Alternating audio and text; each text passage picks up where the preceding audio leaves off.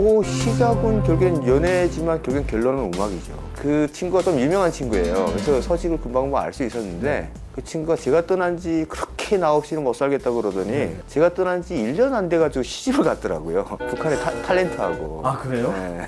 아니 근데 그걸 안 한 게 다행인 아니, 게 다행이에요? 장성택 어. 예, 장성택 부장의 그 조카딸이었어요. 야, 아들 잘했네. 장성택 형의 딸이에요. 그 오빠가 말레이시아 대사했던 장영철이라고 네, 네, 네. 그 막 우리 신문에도 나왔잖아요. 그렇죠. 그게 그 친구 오빠예요. 그럼 그 집안에 있었으면 나는 지금 뭐 가끔씩 아 정말 천운이구나 나는. 남편은 그냥 아니 남편은 그러니까 북한은 물어봐요. 이 수용소를 보내야 되는데 가겠냐 헤어지겠냐 이혼하겠냐. 이혼하겠다 그러면 그 사람은 그냥 이혼되는 거고 가겠다 그러면 그 사람은 수용소까지 같이 가야 돼요. 뭐 사랑이 물타는 때는 수용소도 같이 가는 경우가 있어요.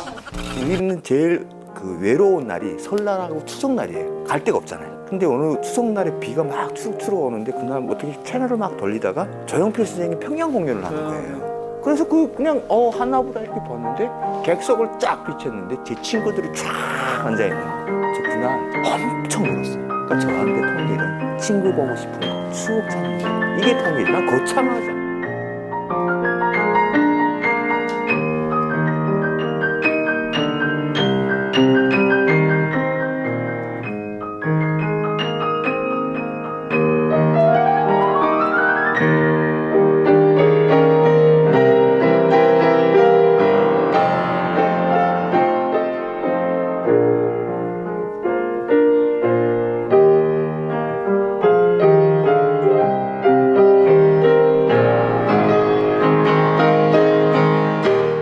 서리풀 페스티벌, 서초구가 했던 서리풀 페스티벌이 있어요. 직접 참가하셨죠?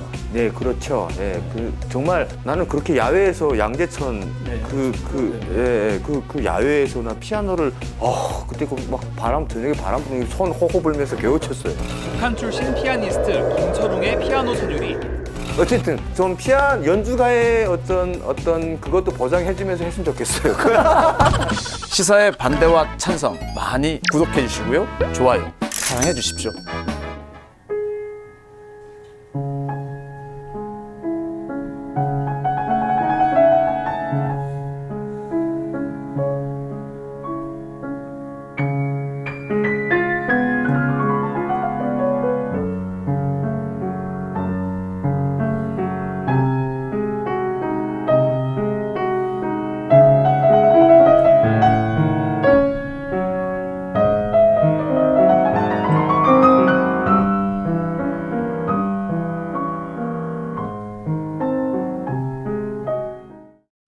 제가 개인적으로 방송 일을 참 잘했다 생각할 때가 여러 번 있었어요. 예. 근데 오늘 그 생각이 드는 게 이 예. 피아노 연주곡을 오롯이 저만 위해서 해준 거 아닌가.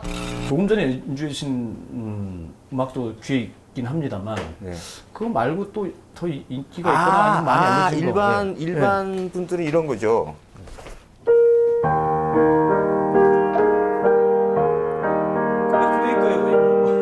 이거죠? 네네. 네, 2번. 탈북하신 지 네. 꽤 시간이 흘렀어요. 그럼요. 네. 이제는 한 18년 정도 됐죠. 18년, 19년 네, 됐죠. 네, 네. 2001년 그렇죠. 오셨으니까. 네, 네. 천재적인 피아니스트라고 합니다. 4살 때 피아노를 처음 배우셔서 8살에 대학을 입학합니다. 8살에 대학을 입학했습니다. 8살이면 초등학교 입학하는 나이인데 그것도 정말 아무나 가기 어렵다는 평양음악무용대학교에 들어갔다고 합니다. 그러니까 이게 제가 한국에 와서 지우고 싶은 단어가 두 개가 있어요. 하나는 천재라는 얘기하고요. 하나는 탈북이라는 얘기라는 이 두 단어를 지우고 싶은데 사실 천재라는 것이 지우고 싶은 이유가 뭐냐면 사람들이 천재하게 되면 그 천재에 대한 기대가 있잖아요. 근데 그 기대라는 것이 물론 어려서부터 대학교를 가서 이런 시스템, 그러니까 우리가 생각하는 천재이기 때문에 갔을 것이다. 물론 그 연령대에서는 좀 특별했던 것 같아요. 하지만 북한은 음악 교육 체계가 그렇게 돼 있다고 말씀드리고 싶어요. 왜냐면 그러니까 쉽게 말하면 58년도에 북한에서는 법으로 예체능 분야에 재능이 있는 어린이들을 조기교육 실시. 그래서 72년도에 처음 실시가 되는데 이게 우리로 말하면 예정에 있는 영재반 같은 거예요. 그래서 그런 시스템으로 해가지고 일반 교육은 그 안에서 일반 교육대로 그 연령대에 맞게 배우고 전문 교육까지 즉 전공 교육만 대학 교수들한테 받는 이런 시스템인 거예요. 그래서 그렇게 제 국가에서 그렇게 천재라고 보기보다는 어쨌든 뭐 이렇게 어려서부터 제가 특별하게 뽑혀가지고 간 건 사실이지만 여기 오니까 막 8살에 대학을 갔다 그걸 너무 부각시키니까 아니 근데 천재에 대한 제가 반론을 좀 되면 네네. 영재학교 또 네. 여러 가능성 있는 아이들 모아놓고 키운 데서도 다 네. 천재라고 하지 않습니다. 그렇죠. 그 중에서도 유별난 아이들 그렇죠. 천재라고 하니까. 그렇죠. 그러니까 그건 저는 동의하시죠? 저는 예 그건 저는 동의하시는 얘기잖아요. 네. 아까 이제 천재란 단어 또 탈북이란 단어를 계속 좋아하지 않으신다. 하지만 김철웅 피아니스트는 인생에 있어서 꼭 갖고 가야 될 단어로 저는 생각이 되는데 네. 저는 탈북이란 말도 사실은 이게 표현이 잘못되진 않았어요. 그렇죠. 다만 이제 맞아요. 예, 정서상 또 이게 맞아요. 그 어감상 약간 불편해 주는 건 있어요. 근데 왜 이 단어를 싫어하세요? 뭐 단어를 뭐 처음에는 상당히 싫어했고 네. 그 단어가 주는 약간 여러 가지 그 상상들이 있잖아요. 그렇죠. 그래서 제가 가면 이런 얘기도 들어요. 어머 키가 크시네요. 그건 무슨 뜻이죠?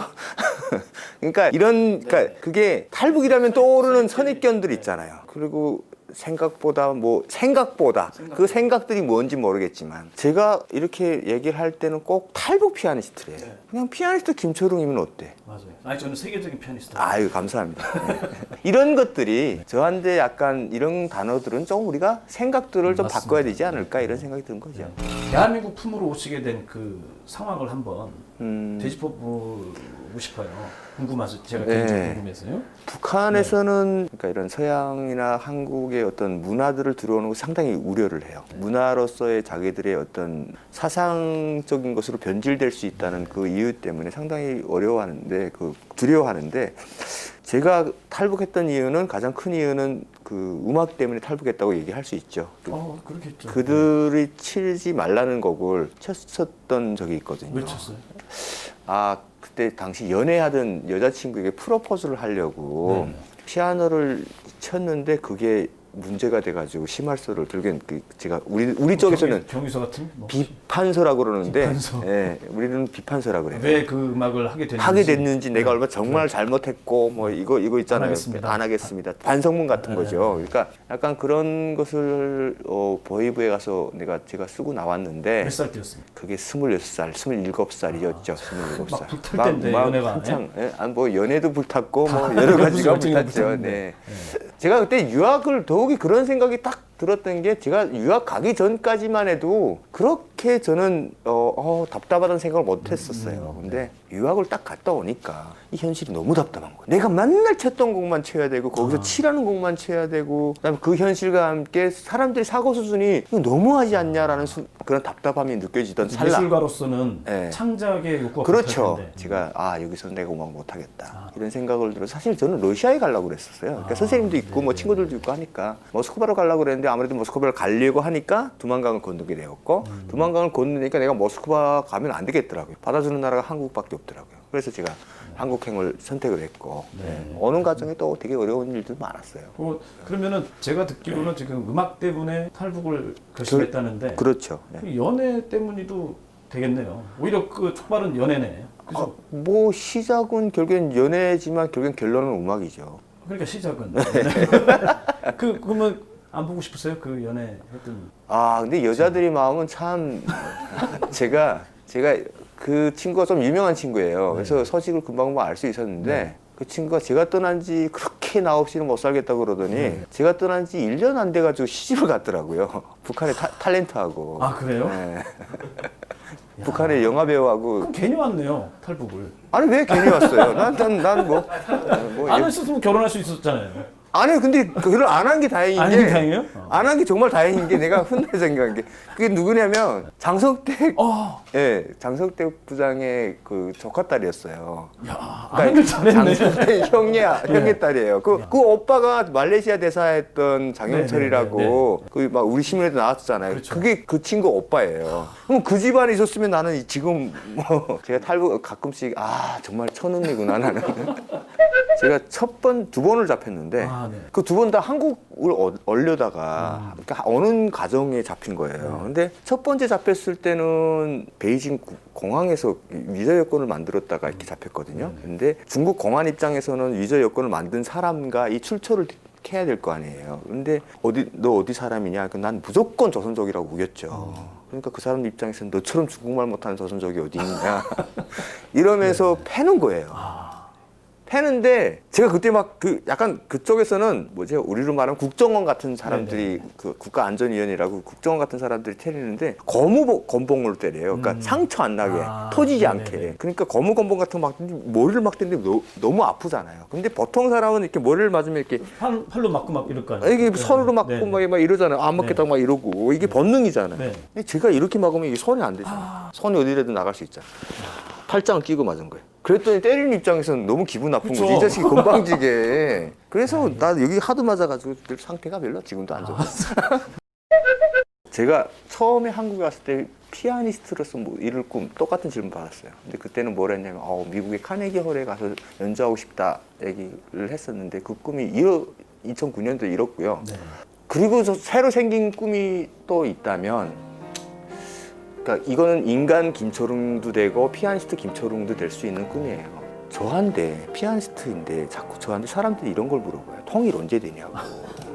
제가 그걸 어떻게 알아요? 통일 언제 되는지. 나도 온 지가 20년 돼가지고 이제 북한도 나도 유튜브를 통해서 알아요.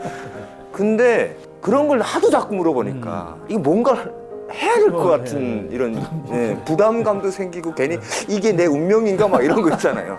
그래서 생겨난 게 있어요. 그래서 약간 저는 제가 생각하는 통일이라는 거는 이런 걸 수도 있다고 생각하는데 서로 같은 노래 부를 수 있는 거. 같은 노래 부르는 거. 하모니죠. 네. 그러니까 왜 서로 모르는 사람인데 같은 노래를 불렀을 때 저도 모르게 친근감 나타나지고 그다음에 좀 더 친해지면 막걸리도 한 잔 할 수 있는 사이가 되는 거잖아요. 그러니까 그런 것들이 나타나는 것 매개체가 뭐냐 음악이거든요. 그래서 같이 부를 수 있는 장르를 한번 만들어 보는 게 제 꿈이고요. 보고 싶은 친구 보고 가서 또 연주도 하고 싶고. 네, 걷던 길 걸어보고 싶고. 그런 어떻게 보면 소박한 꿈일 수도 있겠지만 되게 어려운 일이거든요. 더군다나 일반적인 대한민국 국민은 경험해보지 못하는 그래요. 것이기 때문에 여쭤보는 거고 또 그런 일이 조금이라도 빨리 올 수 있도록 좀 노력을 하겠습니다.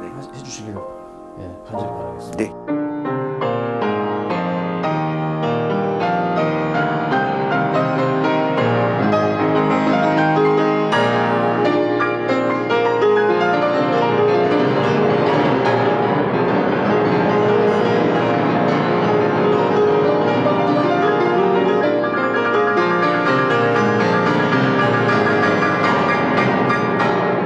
영상 재밌게 보셨나요? 그러면 여러분 의견 댓글로 달아주세요.